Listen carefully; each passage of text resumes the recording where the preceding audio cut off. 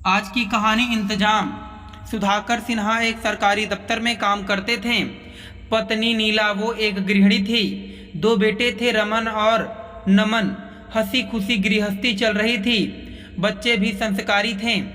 देखते थे माँ बापूजी कैसे पैसे बचाकर उन्हें पढ़ा लिखा रहे हैं। सुधाकर जी ने अपनी नौकरी में ही जमीन लेकर घर बनवा लिया था। नीचे ड्राइंग रूम, एक बेडरूम, नीचे किचन और अम्मा बाबा का कमरा जो उनको ना होने पर बच्चे इस्तेमाल करते। ऊपर भी दो बड़े कमरे और खूबसूरत बरामदा था। नीचे आंगन में पेड़ पौधे भी लगवाए गए। उन्होंने अपनी मेहनत से अपना सपनों का घर बना लिया। नीला जी भी खाली ना बैठती, कभी किसी के कपड़े सिल देती, कभी क्रोशिया तो कभी अचार पापड़ बना देती, जिससे उनकी भी कुछ कमाई हो जाती। वो पैसा वो बच्चों पर ही लगाती और कुछ बचा कर रखती। उनके पड़ोसी श्यामलाल जी हमेशा कहते, भाभी आप इतना अच्छा अचार पापड़ बनाते हो, अपना एक लघु उद्योग खोल लो, सरकार ही पैसा देगी और आपका सामान भी खरीदेगी। पर नीला और सुधाकर कहते, नहीं भैया जी, जो है वो ठीक है। साल बीते। सुधाकर जी ने नौकरी में रहते हुए ही घर का लोन चुका दिया था। बच्चे भी पढ़ लिख कर बड़े हो गए। बड़ा बेटा बैंक में लग गया और छोटा रोबोटिक एनालिसिस के लिए अमेरिका जाना चाहता था। पर सुधाकर जी ने कहा, बेटा यहीं पढ़ो, मेरे पास इतना पैसा नहीं है कि मैं तुम्हें अमेरिका भेज सकूं। नमन यहीं पढ़ा, पर उसके मन में ये बात आ गई कि पापा ने मुझे अमेरिका नहीं भेजा। चाहते तो पीएफ का पैसा निकाल कर भेज सकते थे। अब रमन के लिए लड़कियां देखनी शुरू की गईं। रमन के चाचा जी ने अपने जानकार मनोहर जी की बेटी रिया का रिश्ता रमन के लिए सुझाया। रिया बीएड थी और शादी से पहले स्कूल में नौकरी कर रही थी। शादी के बाद नौकरी उसका जाति फैसला था, करना चाहे तो करे, नहीं तो नहीं। सभी रस्में अच्छे से हो गईं और बहू घर आ गई। ऊपर का पोर्शन बहुओं के लिए रेडी करवा दिया गया। सुधाकर जी ने पूछा था कि एक रसोई भी निकलवाएं, पर नीला और बेटे ने मना कर दिया। बहू आई, 4 दिन में मेहमान चले गए। अब बस 5 लोग ही घर में थे। नीला ने रमन से कहा, बहू और तुम घूमने जाना चाहते हो तो हो आओ, फिर एक बार दफ्तर में जाने लगोगे तो समय नहीं मिलेगा। अगले दिन रमन और रिया घूमने चले गए। रिया हनीमून पर बोली, रमन आपने खुद कहीं जाने का प्लान नहीं बनाया, ये भी आपको आपकी माँ ही बताती है।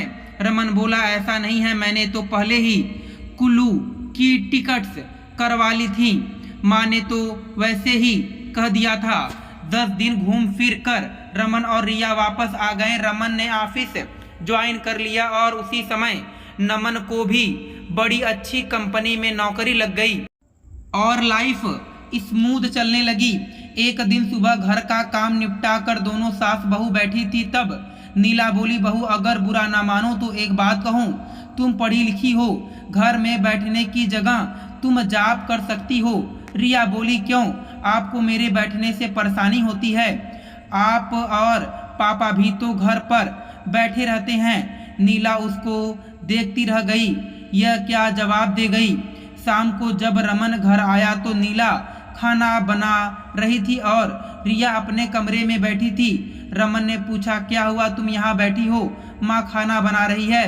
रिया चिल्लाने लगी, आते ही मेरी शिकायत कर दी। रमन बोला, माँ ने तो कुछ नहीं कहा।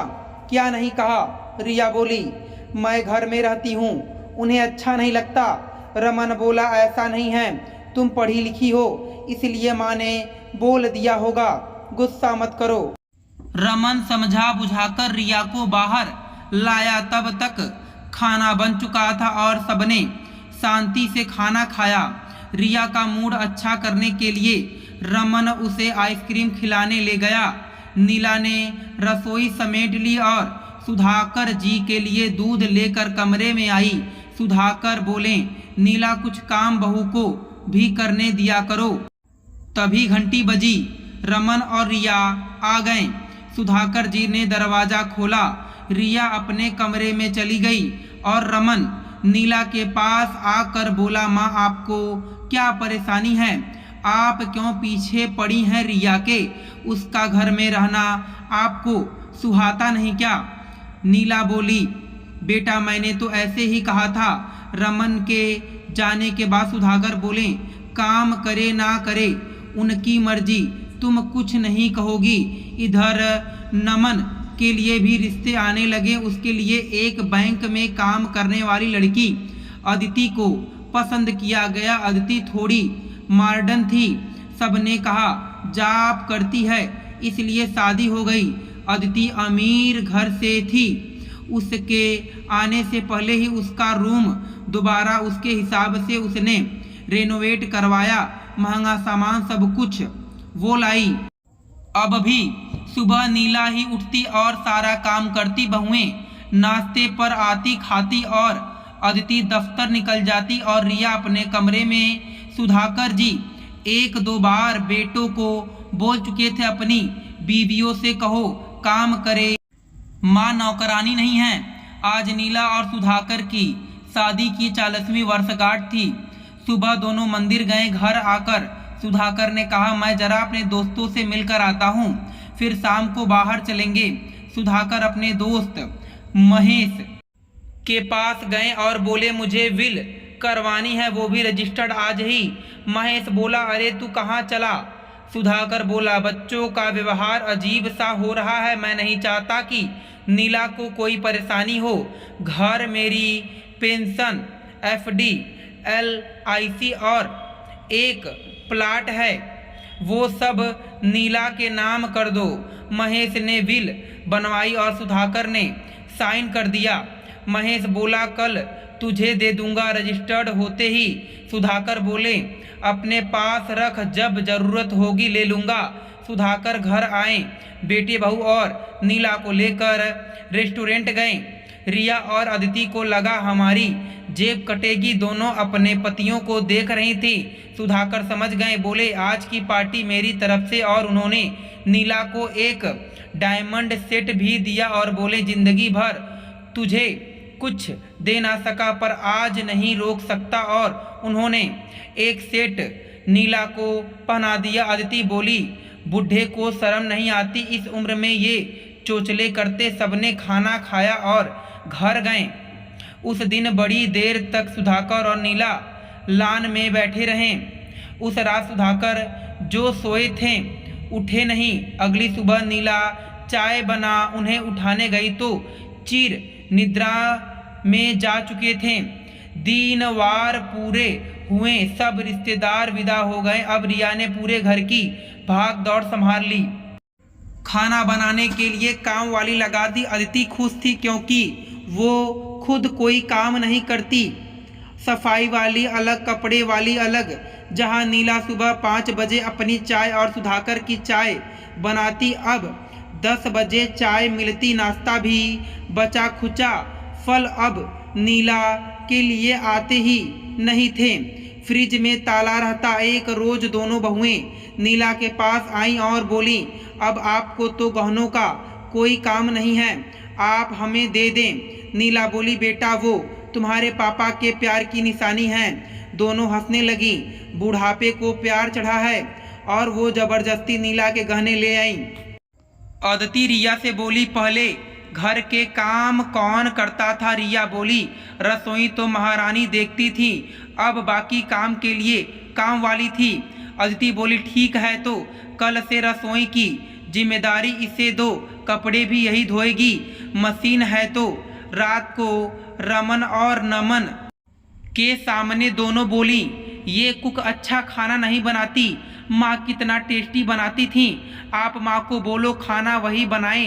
बेटे बीबियों की बात में आ गए और माँ के पास गए। नीला बोली, चलो इसी बहाने मैं व्यस्त रहूँगी। नीला सुबह उठकर चाय नाश्ता बनाती, खाना बना सबका लंच पैक करती, पर उसकी इतनी हिम्मत नहीं थी कि वो ताज़ा बनाकर खा ले। नाश्ते में उसे रात का बचा खुचा मिलता। फिर वो कपड़े धोती, काम वाली न आए तो सफाई बर्तन सब उसकी जिम्मेदारी थे। अच्छा खाना और ध्यान न देने की वजह से नीला बहुत कमज़ोर हो गई। एक दिन उसके घर में पार्टी थी, सारा खाना नीला ने बनाया।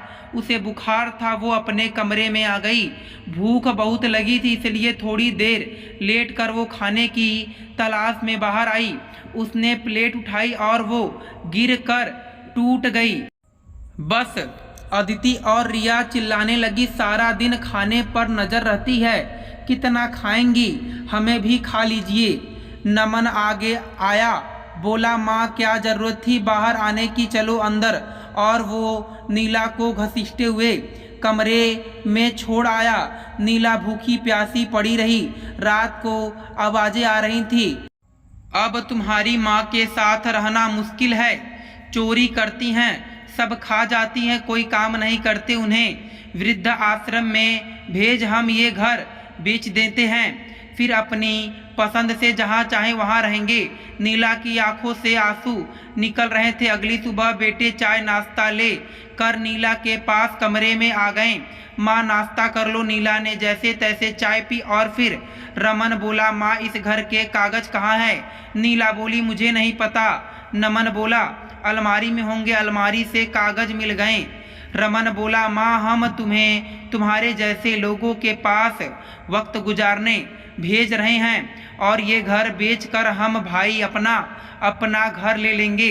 नीला बोली नहीं बेटा, ये घर बहुत प्यार से तुम्हारे पिता और मैंने तुम्हारे लिए बनवाया था। रिया बोली आपकी मोहब्बत ख़त्म हुई, हमें घर चाहिए, वो भी अपनी पसंद का। सारी तैयारी हो गई नीला को वृद्ध आश्रम भेजने की।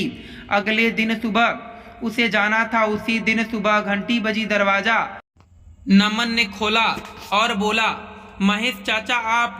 महेश बोले मैं उस दिन किसी जरूरी काम से शहर से बाहर गया था, इसलिए ना आ सका। नीला को देख बोला भाभी क्या हालत बना रखी है, कहाँ जा रही हैं? और आप ब्रेड खा रही हैं सूखी, जिसने कभी खुद ब्रेड ना खाई हो ना हमें खाने दी हो। मेरा यार सच कहता था। रमन बोला चाचा जी हम हमारा घर बेच रहे हैं और माँ को वृद्ध आश्रम में भेज देंगे, वो भी खुश और हम भी।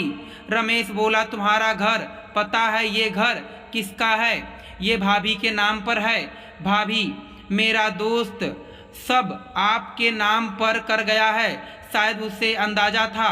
अब तुम अपना सामान उठाओ और 1 घंटे में घर खाली करो। यह बात सुन चारों गिड़गिड़ाने लगे। माँ हम कहाँ जाएंगे? नीला बोली मुझे नहीं पता, दोनों इतना अच्छा कमाते हो, अपना इंतजाम कर लो, 1 घंटे में घर खाली हो जाना चाहिए।